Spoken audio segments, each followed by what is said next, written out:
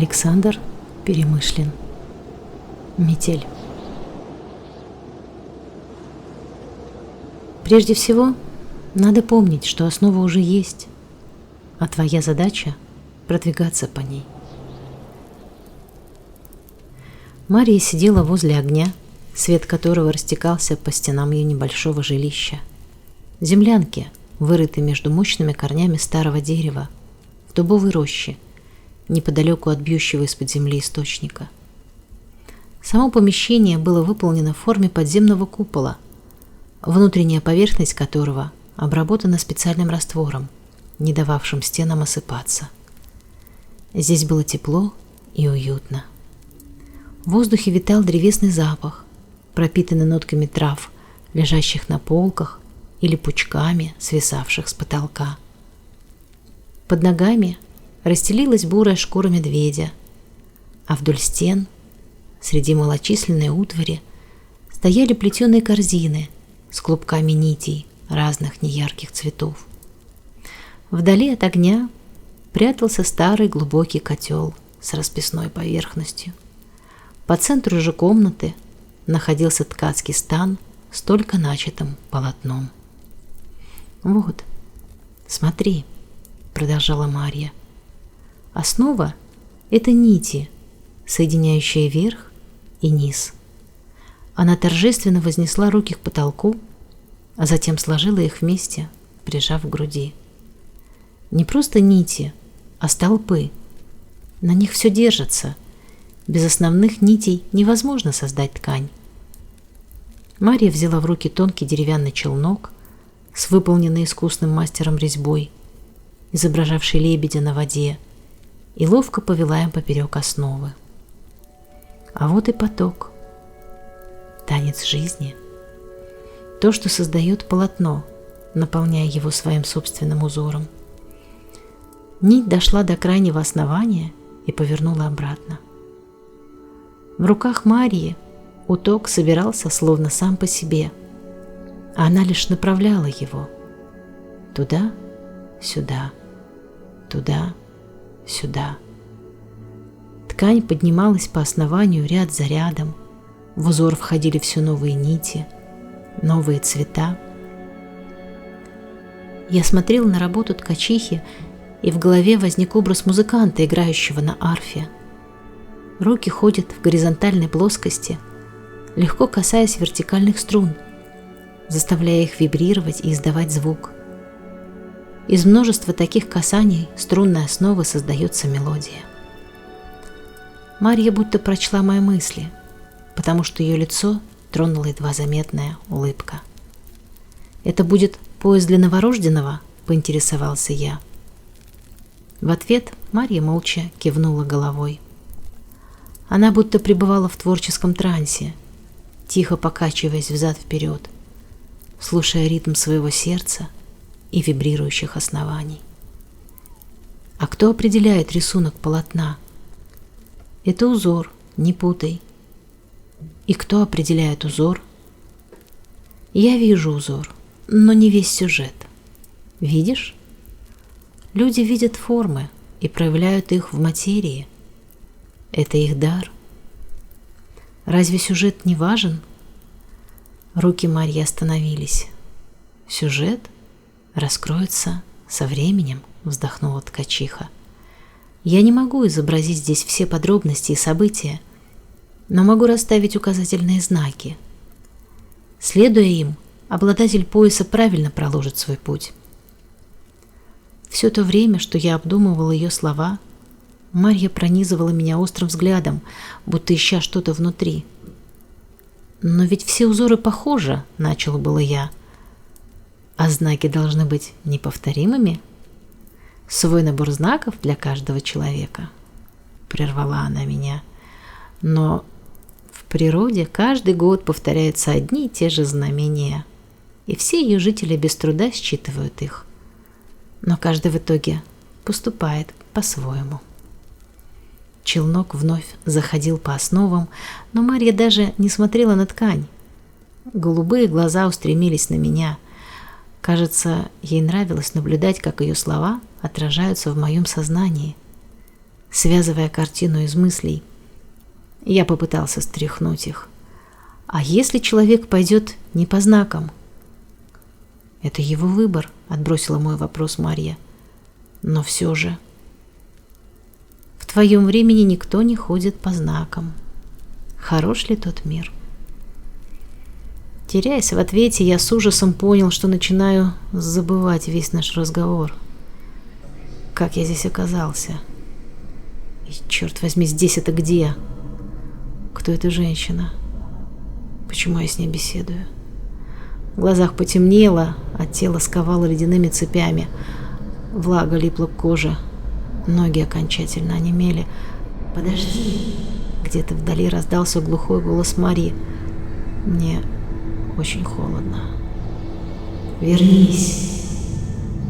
Кругом снег.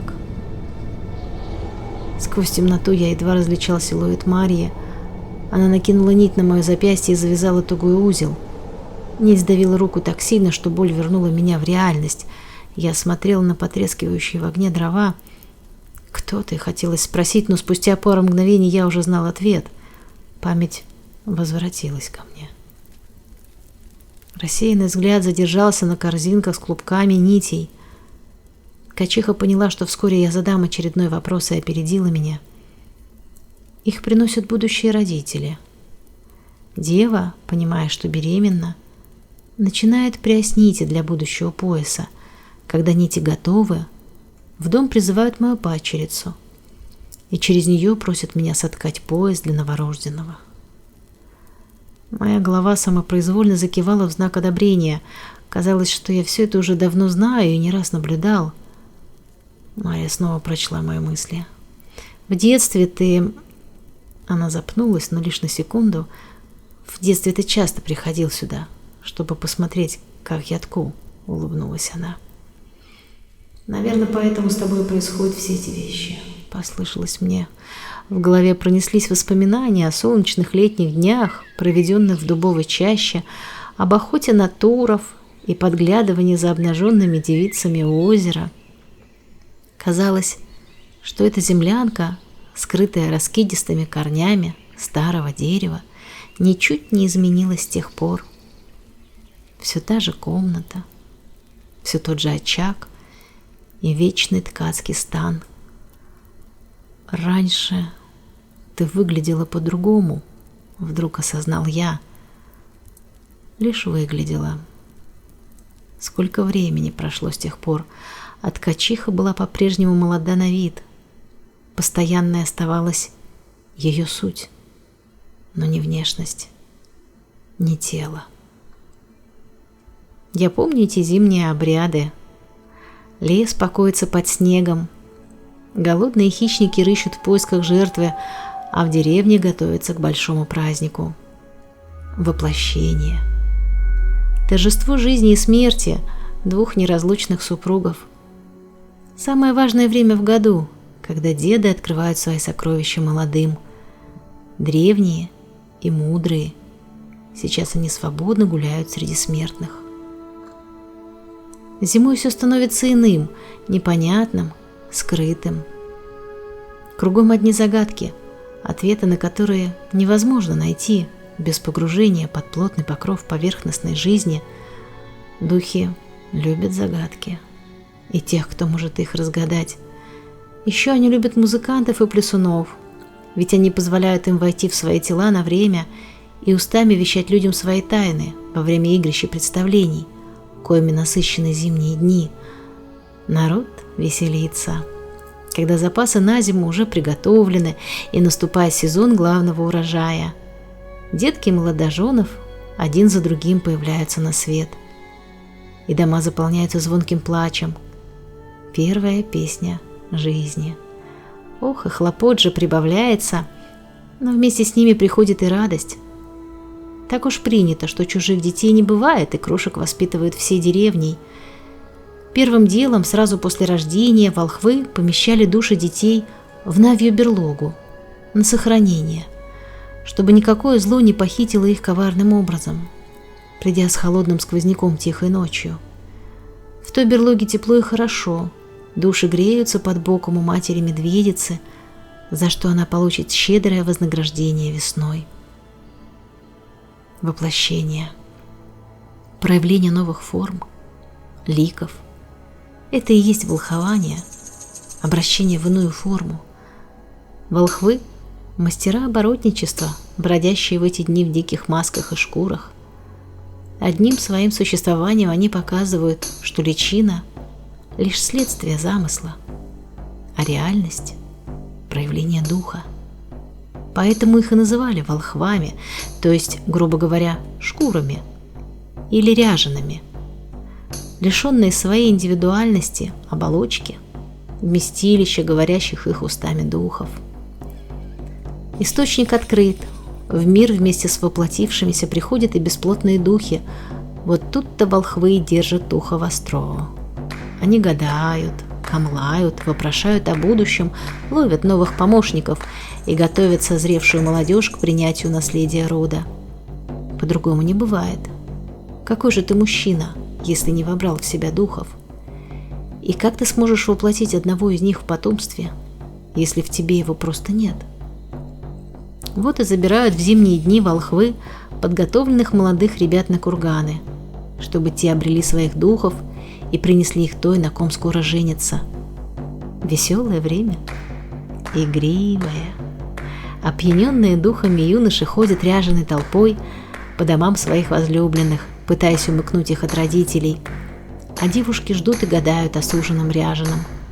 Но и родители мудры, заставляют парней доказать, что новоиспеченный жених способен обуздать своих духов и быть хорошим мужем.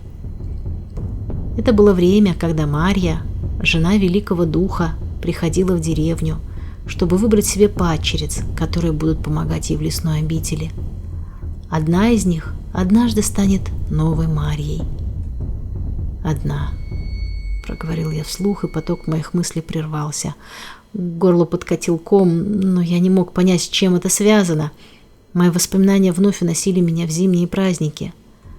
Марья ходила по улицам, одетая в козлиную маску и плащ с разноцветными лентами, поздравляя народ с новыми воплощениями в их семьях. Тут же играли и новые свадьбы, чтобы ранней весной, как только прилетят первые аисты, сообщить благую весть. Осенью деревню ждет новый урожай. И все повторится вновь. «Приятные воспоминания?» — услышал я сквозь свои мысли голос Марии. «Да, но такие далекие», — рассеянно ответил я. Ткачиха грустно вздохнула. «Мы с тобой еще поговорим, ты только не забудь, что я тебе сказала. Помни об основах». Не успел я нахмурить в недоумении брови, ибо моя память вновь начинала стираться, как Мария протянула мне клубок из толстой красной нити. «Держи, следуй за ним. Он выведет тебя из лабиринта». Я взял его в руки и моментально обжегся. Глаза ослепил яркий свет, а через секунду все тело пронзила острая боль, лишившая меня всех чувств. Только холод, умерщвляющий тело, лишь белизна, забирающая остатки разума. «Он еще дышит!» — послышался сквозь мерзлоту мужской голос. «Грузи его! Покажем Орду!» Машина тронулась, заметая за собой снег, который был повсюду. Падал с неба, лип к колесам, оседал на коже. Я лежал в открытом кузове, под толстым грубым одеялом. От каждой кочки, на которую наезжал наш транспорт, по телу расходилась ноющая боль. Организм не слушался мозга. Единственное, о чем я мечтал — уснуть. Все был готов отдать за то, чтобы просто забыться сном, но сидящий рядом парень, чье лицо было не разглядеть, завязанный черной маской, то и дело тормошил меня и что-то говорил на непонятном языке. Ему удавалось держать меня на грани бодрствования, хотя на каждом новом повороте глаза, словно повинуясь инерции, закатывались под веки. Помню, как машина остановилась перед массивной стеной и широкими ангарными дверями. Несколько секунд ушло на переговоры между водителем и дежурным охранником. После этого ворота разъехались, впуская наш транспорт в теплую тьму. Впервые оказавшись вне снега, мой организм совсем расслабился, и я потерял остатки сознания.